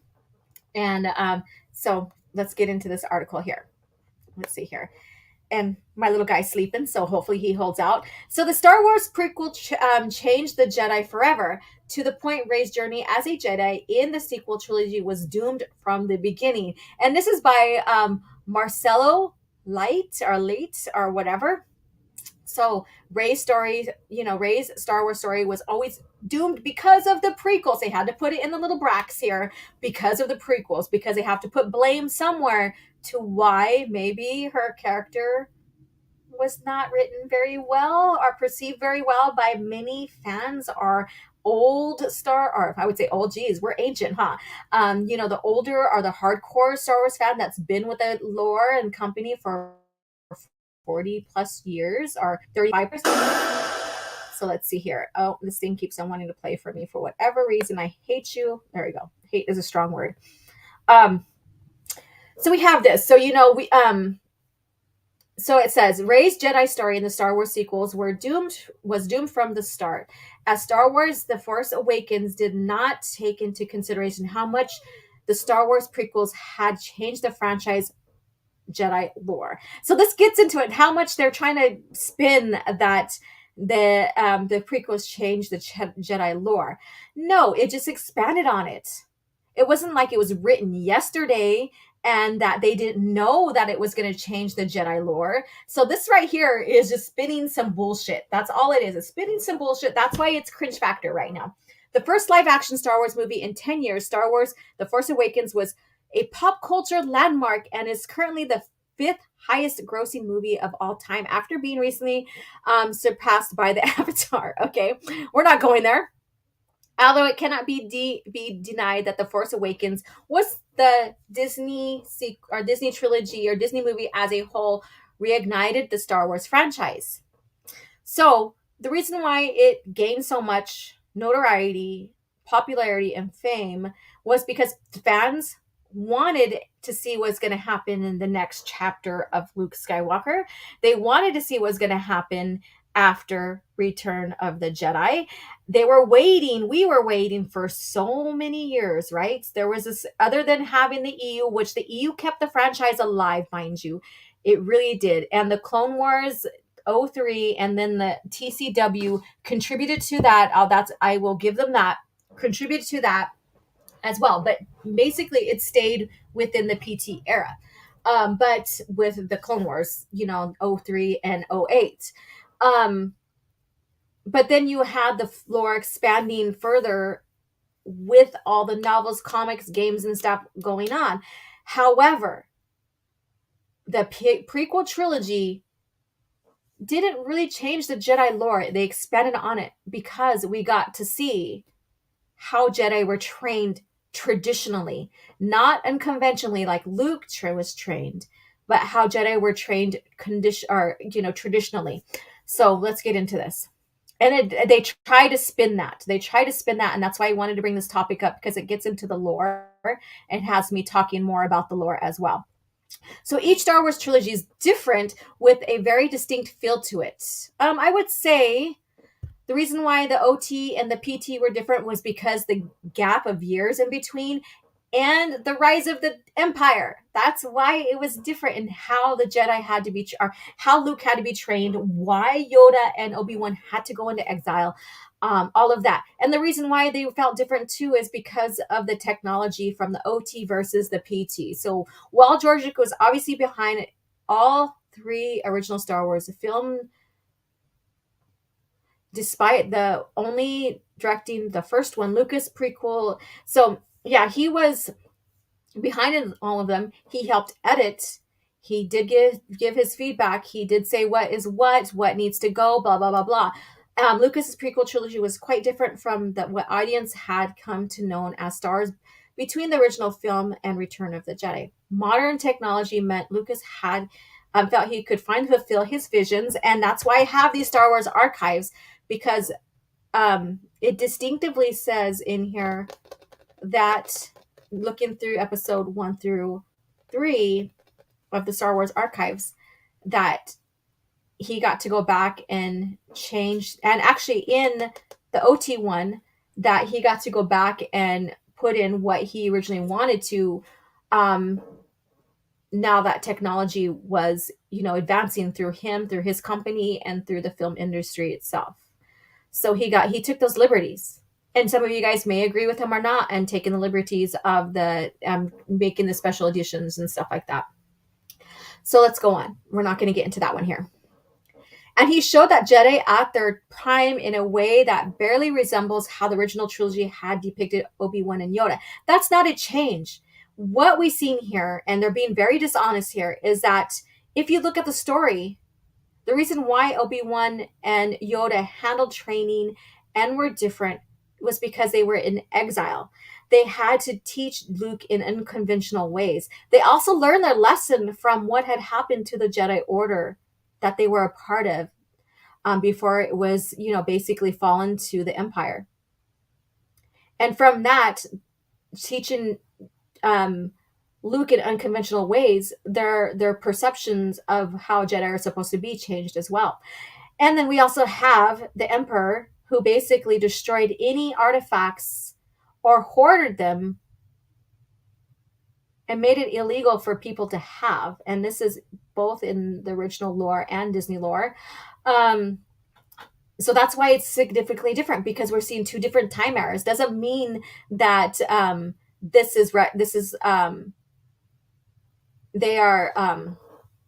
it was retconned or they were contradicting each other. Although the prequel trilogy world building added a lot to Star Wars, it also changed the Jedi forever. So let's get into this. So, whereas the original trilogy treated the Jedi as mysterious space wizards, well, I really didn't see the original trilogy, and let me guys know in the chat, and I'll check you guys out pretty quick. Did you feel that the Jedi were mysterious in the OT? Or did you kind of get an idea about how they were in exile and how they were hiding and how they were training Luke and how they were giving, because when Obi-Wan started talking to Luke about the Jedi, the Clone Wars and stuff, when he takes R2 to or when Obi-Wan saves Luke basically and they go back to his home, and he starts talking to Luke about the Jedi history a little bit, in a sense of like what he experienced and stuff. There is no, he's not leaving any mysterious things out, or he's not leaving it to mystery, is what I'm trying to say. He's not leaving it to mystery. So let me see what you guys have to say about that, because I didn't see them as a mystery, other than the Force as a mystery. And my little lady's covering that up. I apologize. Let me see what you guys have to say.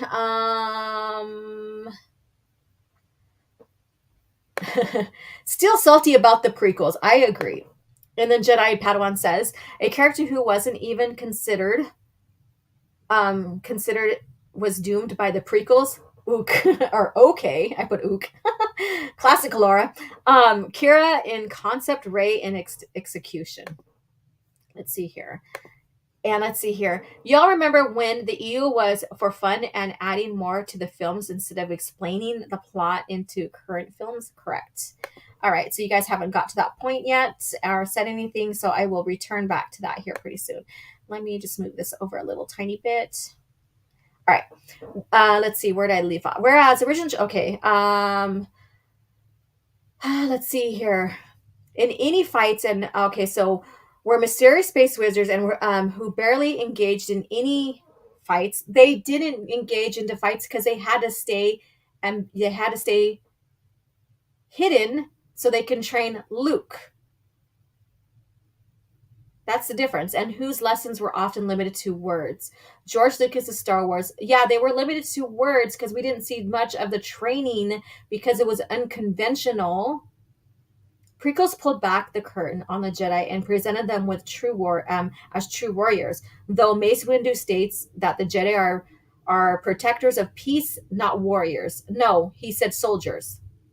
Get your quote right.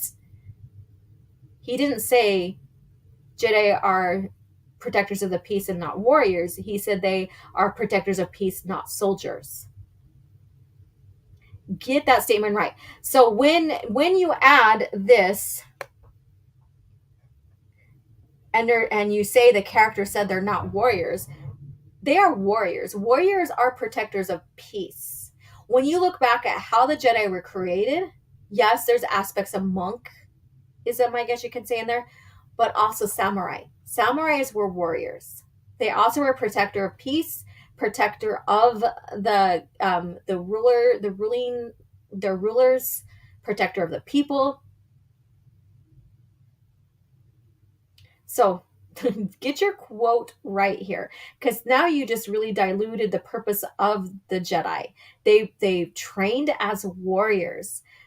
They had procedures and steps to take before they could, resorted into battle, into war.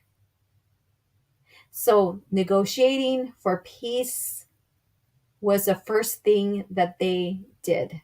And that's what we see in the PT era. That's what Obi-Wan and his master Qui-Gon were doing. They were in there to negotiate for peace, for an understanding, for a middle ground, I guess you can say, if you want to call it that, to resolve the issue. And then if they had to step up for warriors to protect, they would. And we see that as well. The prequels were far more action-driven when it comes to the Jedi than the originals. Of course, because we had to see the fall and rise of Darth Vader. The fall of Anakin, the rise of Vader. We had to see the fall of the Republic and the rise of the Empire. We had to see the fall of the Jedi as well. So we've seen them at basically, I guess you could say, their peak, maybe. So we've seen their peak and their fall. As a comparison, Yoda never leaves Dagobah in the original trilogy. Yes, because he is one of the most wanted out there. If he left, he would be felt by Vader and especially by Sidious, because he is one of the most strongest Jedi to live, right? And they can feel each other. They can sense each other in the Force. That was even in the movies. He had to stay hidden so that they can train. If you watch the end of Return or Revenge of the Sith, they talk about hiding and going into exile so that they can train Luke and possibly Leia when the time is right. And they go, whereas the prequels had two major Yoda fight scenes. Yeah, because we had to see Yoda fight because he's a Jedi, he's the Grand Master. It gave us an opportunity to see him as a warrior, basically. Yoda versus Dooku and Yoda versus Darth Sidious. Correct, because even in the movies, he was like, you take care of Anakin, you're not strong enough to go against Sidious, I will take care of that. And he still loses the fight.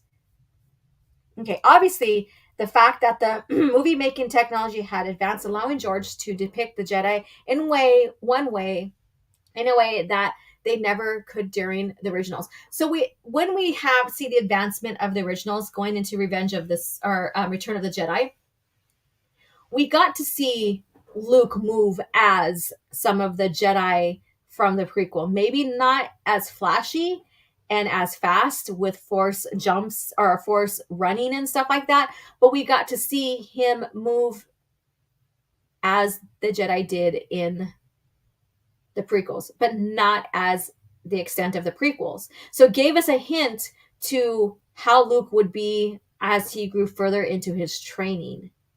From Obi-Wan and Qui-Gon's fight against Darth Maul in Episode 1 and Episode 3, Revenge of the Sith, Battle of the Heroes, the prequel-era Jedi seemed almost superheroes compared to original trilogies. Oh, you're throwing the superheroes. Oh my God, this is very dishonest writing. No, they weren't seen as superheroes. We just got to see them in their prime as Force users. And Luke, so in the original trilogies, blah, blah, blah, blah. That change in Star Wars power scale was followed by a change in the Jedi lore as a whole. Now, okay, so this is the key word. This is the key phrase here. Including the Jedi training to be tell me you do not understand the evolution of the lore without telling me. We started, the OT is the last portion of the story George was telling, right? The PT was the beginning. So we need to know the rise and fall of Darth Vader. When we seen the OT, we seen the Jedi in exile. They were nearly extinct. Training was done in unconventional ways. Training was done differently too because Obi-Wan and Yoda learned from the past. Whereas then we go back, or we go into the beginning, like the PT era, and we got to see Jedi in the Prime, how they were traditionally trained. So that shows us the fall of the Jedi leading up into the new Jedi Order, where Luke still trained similar with his Jedi as the prequels did. They still had the same code, although some things were dropped, like the attachment thing with having families and stuff like that was something that was dropped and changed for the better of the order. Redemption was now a thing, even though they couldn't redeem everybody. Darth Caedus, for example. But this is not no retcon. This is not no change in the lore. This is an evolution. We got to see Jedi pre-OT time in their prime. And I don't know why this person doesn't understand that. Okay, so he goes on. For example, Luke's Jedi training in the original trilogy was limited to an undisclosed but surely not that long period with Yoda and Dagobah. Why do you think it was undisclosed? Because if Vader and Sidious knew that Yoda and Obi-Wan were alive and training Luke, Vader's son, or a very strong potential Jedi, heads would go. They would be searching. They would be sending out their acolytes or their inquisitors or whoever to take care of this. Or Vader himself. It compromises what Yoda and Obi-Wan set forth in at the end of Revenge of the Sith, right? So again, tell me you don't understand Star Wars without telling me you don't understand Star Wars. And so they're trying to point all this out here to make it look like Rey's of this. that she was doomed as a Jedi. No, she wasn't. She is like a copy of Luke. Her story in The Force Awakens basically is 2.0, is like a rehash of the OT A New Hope or Star Wars. They gave her, or tried to give her, Luke's same exact kind of plot storyline of having to train unconventionally. Just replace Luke with Obi-Wan, but Obi-Wan wasn't sulking, wasn't cussing out the Force, wasn't, running away in shame for not taking care of his responsibilities and stuff like that. So despite that, it's all the same. So how in the hell is she doomed? This person doesn't understand Star Wars. From carrying Yoda behind his back to lifting rocks and X-Wing Luke training montage in The Empire Strikes Back was enough to sell that Luke was now closer to becoming a Jedi like Obi-Wan Kenobi. While the movies acknowledge that Luke's training was not complete and that he was not a Jedi yet, Skywalker was powerfully enough in Return of the Jedi to defeat Darth Vader. So he wasn't done, and that was very clear when they told him, don't follow your vision, don't follow that vision of the future, because it's not going to serve you, it's not going to turn out the way you want it to. So they were warning him about visions of the future, telling him not to go, but his heart and his love and his compassion for his family or his friends and his future sister, or his sister, basically, we didn't, at the time it wasn't revealed yet, superseded him in finishing his training, right? But it led to some very bad circumstances.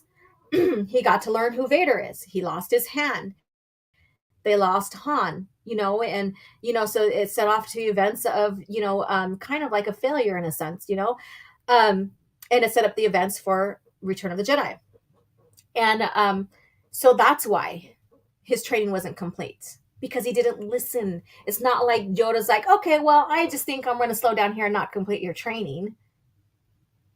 But once we get to Return of the Jedi, and he finally gets to go back and see his master Yoda, they're like, you have one more thing to do. You have to face Vader. That's his Jedi trials. If you don't know the lore, they have to go through trials, right? That's how Obi-Wan became a knight, is because he defeated a Sith, right? It's his Jedi trials. And even Yoda says, like, you've learned all you need to learn now, blah, blah, blah, and my time is done here. Go on and teach what you have learned. Basically, create the new Jedi Order, which Yoda foresees in the Revenge of the Sith novelization. So they continue to say, however, going by the prequel and the Clone Wars approach, Luke's training was laughably simple. Why do you think it was simple? It had to be. It was unconventional. Starting with the Star Wars Force Awakens, Rey's character was criticized for being too good of a Jedi without proper training. You mean a Mary Sue. A Mary fucking Sue.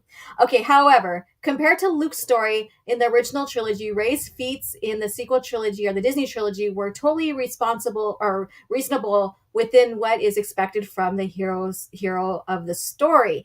Not really. They just rehashed the OT. If they would have kept Luke stable and kept his order stable, she probably would have been getting training maybe slightly different than what we see in the prequel trilogy, but yet the same. Think about that. So trying to come up with excuses for story, poor story. The problem, however, is that the Star Wars prequels' extensive Jedi lore had now retconned the Jedi to military-like, not really, like Force, with strict rankings in which the character's strengthens comes from years of training. No, they stepped up as generals to help with peace, bring back peace. Sidious knew their weakness. They knew that they would step up and fight. He's orchestrated all of this. Their Jedi training is not to step up as soldiers like that. That is not their training. That is not the training in the order. You're being very disingenuous with this and telling me again you don't know anything about Star Wars. They're stepping up, like May says, is that we are protectors of peace, not soldiers. Goes back into the lore, like the Rusan Reformation. But Jedi will step up if they need to fight for peace, and that's what Sidious or Palpatine took advantage of, right? That's what helped him defeat them. For example, Star Wars: The Clone Wars and Star Wars: The Tales of the Jedi both showed Ahsoka had way more proper training. Oh my fucking god! Are you serious? She had more proper training during the Clone Wars than Luke did during the original trilogy. Of course, she had proper training, just like Anakin had proper training, just like Mace at one time, just like Yoda, just like Obi-Wan. We'll go to Obi-Wan because the order was intact. However, Ahsoka and her generation during the Clone Wars, who were brought in during that time frame, their training was unconventional as well because they went out on mission with their masters. So their training still was unconventional than what Obi-Wan went through. And even when, with what Anakin went through, her training was unconventional because she was trained during the Clone Wars, which she wasn't at the Jedi Temple all the time to receive training. She was fighting all the time. So that there's a conflict there as well. And I haven't even checked the chat here. So we'll finish right here. The prequels and Clone Wars, which defined Star Wars for an entirely new generation after 16 years without Star Wars. Not necessarily. The prequels, and the Clone Wars, the 03. Then you have the comics, the Clone Wars multimedia project, all of that. Let's see here. Almost made Luke Skywalker seem weak compared to the Jedi and the Sith audiences where we're now being introduced to. Okay, so Luke now seems weak. There we go. Luke now seems weak, almost weak. Let me see what you guys have to say. And I don't have any super chats. Let's see here. Oh, we have a lot to discuss here. A lot to discuss here. Oh my god. Y'all remember when the U was for fun? And okay, so I did read that. Yes, please consider becoming a channel member. Keely Chow, hey, what's up? We are talking about the Cringe Factor article. We're still kind of in the conversation, so if you're just tuning in, we're not ending just yet. So stay on board with us, contribute to the conversation here, and hit the like button, all of that, and then catch the replay too. You might want to be interested in what we talked about before. Let's see here. Oh, thank you for having people come over. Thank you. And I have 15 beautiful souls here. Thank you guys for tuning in. I've never thought they were mysterious, right? They were never mysterious. The Force was mysterious. The Jedi, not necessarily. I think the Keepers of the Peace was not Warriors comes from TCW. No, well, I mean, I don't remember that at all. And then TCW then again misquotes that as well. Resorting to war was a very last option for Jedi. Correct. Yoda stayed on Dagobah because the dark cave kept his presence in the Force hidden. Yeah, kept him hidden. Yeah. Yoda was so strong in the Force that he needed to find a place strong in the dark side to mask his presence. Correct. Both of you guys, yes. Palpatine was right about dogmatic views of the Jedi. And here comes Vertical Horizon with that. That's why Luke evolved it to pass the rigid, strict robotic structure of the prequel trilogy before him. Some of the stuff he didn't know he changed at all either. Some of the stuff he learned years later after he changed it. These people don't view Star Wars as a form of escapism. It's a vehicle for their activism. Let's see here. TPA was a carbon copy, or do you mean TFA? I was waiting for her, waiting to hear Finn was Rey's half-brother. Wow. And let's see here. Yeah, that's another thing. Rey never passed her trial of the flesh. She didn't even get a scratch.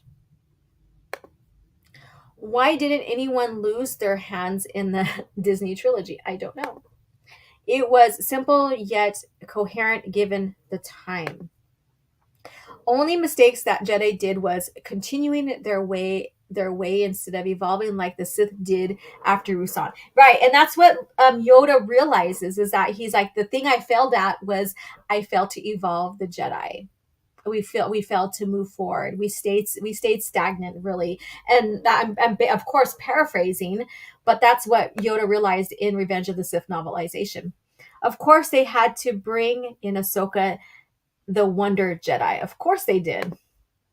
Ahsoka living through everything has become an unfunny meme. She has overstayed her relevance and importance. We are keepers of the peace, not soldiers, Mace Windu. He was the best starfighter pilot in the galaxy and a cunning warrior. Obi-Wan. Correct. Obi-Wan about Anakin Skywalker. Warriors, not soldiers. Correct. Correct. Warriors protect something, soldiers follow orders. Great point there. I am assuming this person was getting to a point. Yes, and we'll get to that point here too. And I can only protect you. I cannot fight a war for you, Qui-Gon says. Correct. Are you not a Skywalker until you lose your hand in the movie? Rey will never be a Skywalker. Well, if you want to put it that way, but in reality, you are a Skywalker because of your bloodline, right? Not because you lose a limb or that you're trying to carry on someone's legacy, because someone's legacy is not your legacy. You have to make your own.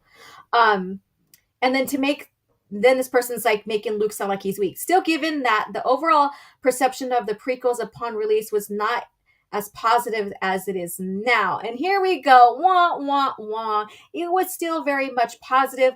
Some of the critiques by fans were basically about characters or maybe a few lines or whatever.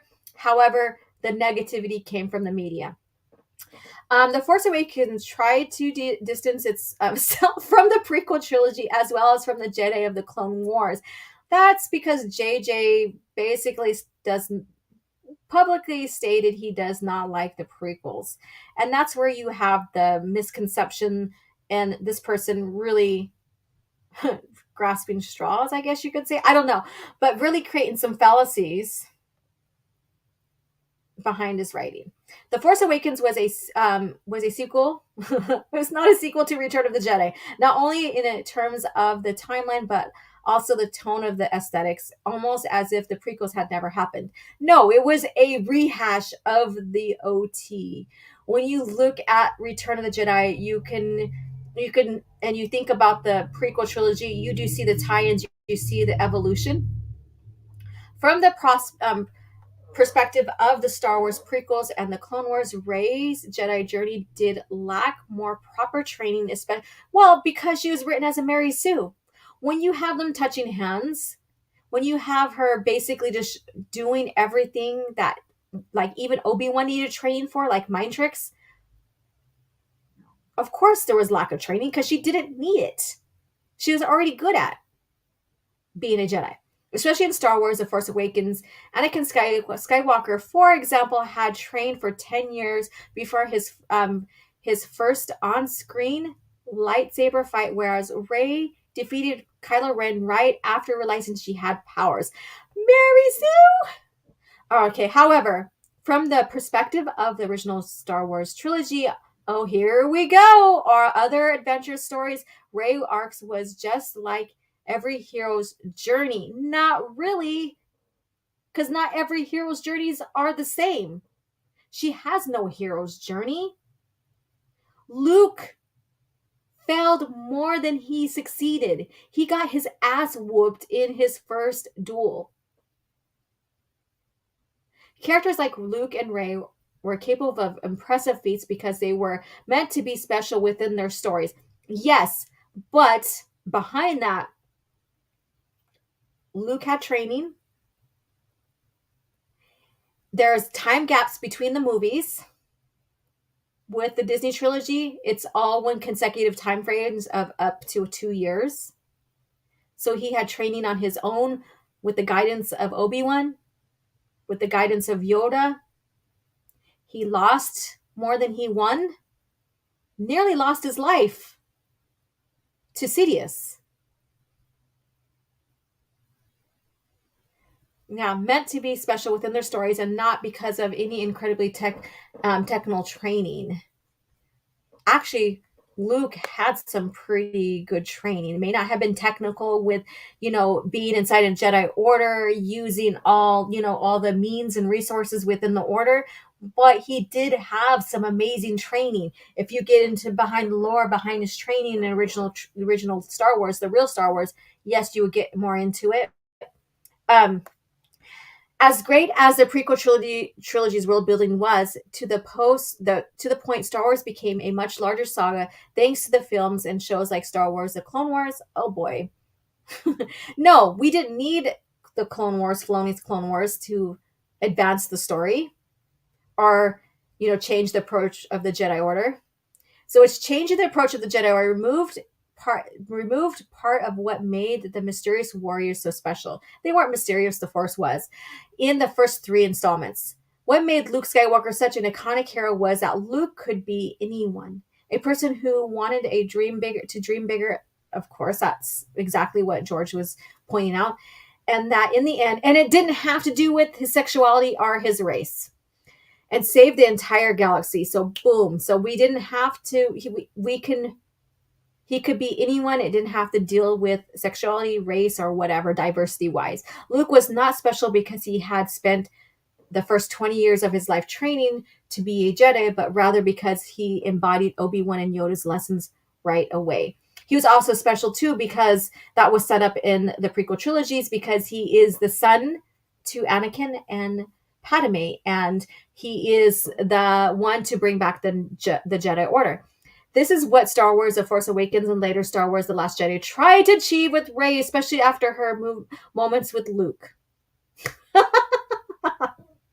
that was so bad.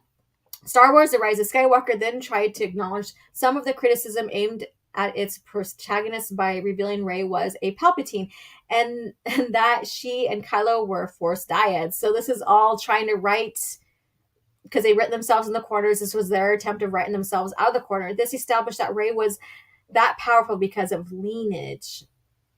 She was powerful because of the Force dyad. She was powerful because of lineage. She must have Mary Sue from the start. So she's just a super character, no matter which way you look at it. The dyad, being a Palpatine, and being a Mary Sue. The Star Wars prequels made the Force something almost measurable. The prequels did. Not only with the divisive midichlorians, but also with its Jedi training lore. We had to know what made the Force significant and stronger in others. It was still mysterious under midichlorians, but we also had to learn how they were trained to harness these and why some had certain abilities while others didn't. Like Rey, Luke didn't have to train his whole life. He did train his whole life. He began at a very late age, later than his father. Anakin began at 9. Luke began at 19. They both trained, for the majority of their life, some way, shape, or form. Rey, on the other hand, never. Never. Additionally, Star Wars material, be it from the expanded universe or the new Disney lore, tried to fill in the gaps in Luke's Jedi training by giving a bit more into his training. Likewise, shows like Star Wars Rebels tried to bring the prequels approach the Jedi and more mystical and mysterious, blah, blah, blah. So there you go. A combination of the original and prequel approaches is the best way to avoid a criticism similar to those received by Rey's Star Wars story. So basically, there you go. So they try to spin why she was doomed, and they did a very bad job about that, because if they followed the lore and didn't make her Mary Sue, if they would have kept Luke's order intact and maybe her possibly being one of his Jedi, blah, blah, blah, blah, they would have probably a better, significant, less of a Mary Sue character For example, Jaina and Jason. That's a great example of how to do the story right. How to do the story right. And we had so many different authors write their characters. Write their characters. Let me see what you guys have to say. Um, let's see here. Orange Hat says, "You're a naughty scout." Okay, I reread that one. And you guys.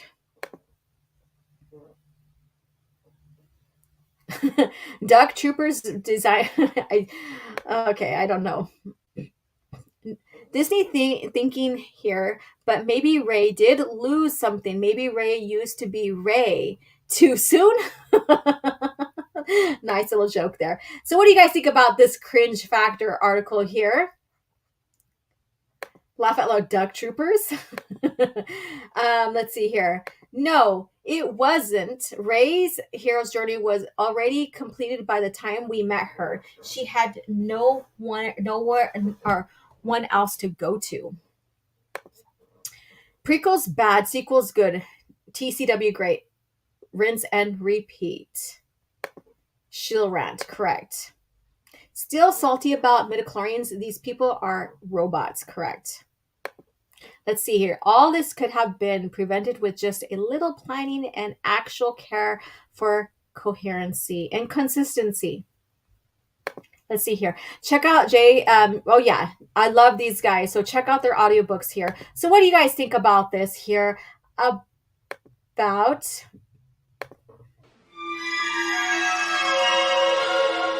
So uncivilized. I loved you guys' comments in here. And just another way, this person basically tried to explain why she was doomed and did a horrible job about that by sharing they know nothing about the evolution of Star Wars from the OT and then adding the PT, and how George shared with us how, when the order was intact, how Jedi trained, verse, and then how they handled everything during the Clone Wars, basically, and then how Luke had to be trained because there was no more order. So this person doesn't realize the evolution of Star Wars and the Jedi, and try to use it as lousy evidence to why Rey was doomed as a Jedi from the beginning. So that is today's Cringe Factor. It's Coffee Chat's Cringe Factor article. And thank you guys for staying with me on reading this whole damn thing. And so not, and so forth. So now we're going to go ahead and come to a conclusion with Coffee Chat. So thank you guys again for tuning in. This is the one I want right here. So thank you guys again for tuning in, talking a little bit about Ralph McQuarrie, talking about, the state of Star Wars and its fans. Where do you guys stand with that? Are you guys still sitting on the fence with it? Are you guys still hoping something's going to change? And why are people in this constant state of Stockholm syndrome when it comes to Star Wars? Yeah. And as a fan. And Crimson Mist, sorry that you are late. We are closing out now. And Darth Sidious is the one that won. So we have Exar Kun, we have Darth Bane, and now we have Darth Sidious. We have maybe one more possible poll before we get into the final vote. And it was so hard to choose between the Siths, and I could keep this going for another month. Maybe I will. We'll see. Maybe I'll do another round and we'll go from there. We'll see. So, but thank you, Crimson, for coming in.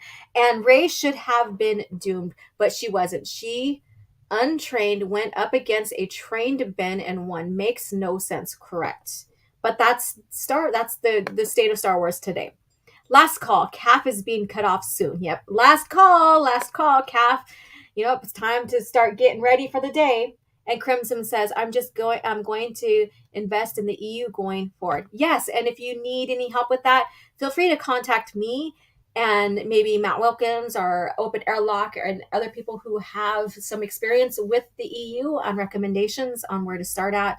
Everybody has a preference on where they start at, depending on what part of the history you like the most, and then go from there. So thank you guys again for tuning in.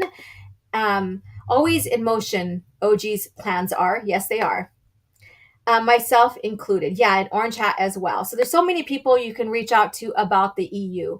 I'm just chilling and collecting old school Star Wars action figures and reading the old comics and playing the older games. Good for you. I love to hear that. And Jedi says, no, I don't believe Star Wars will get better, even if the holy duo of Filoni and Favreau take over. Oh my God, people, and that. So there we go. There we go. So thank you guys again for tuning in, and I appreciate you guys. And I hope you guys like my layout. I am slowly like reinventing how my channel looks here. And so I hope you guys like what I'm doing here, and stay tuned for the Art of Star Wars. Ralph McQuarrie is coming out here pretty soon. Share with me on Twitter your favorite images from Ralph McQuarrie, or maybe another Star Wars concept artist, and let me know what you guys like about that. So you guys have a great day, and may the Force be with you. I have fought the worst of all wars and witnessed the redemption of evil. I have seen balance restored to the Force. But order can turn to chaos, as it did when I was born. Now, with my loved ones and my loyal allies, I face a new challenge unlike any before. And I'm not sure at this time we can win. Star Wars Vector Prime by R.A. Salvatore, the first novel of the new Jedi Order.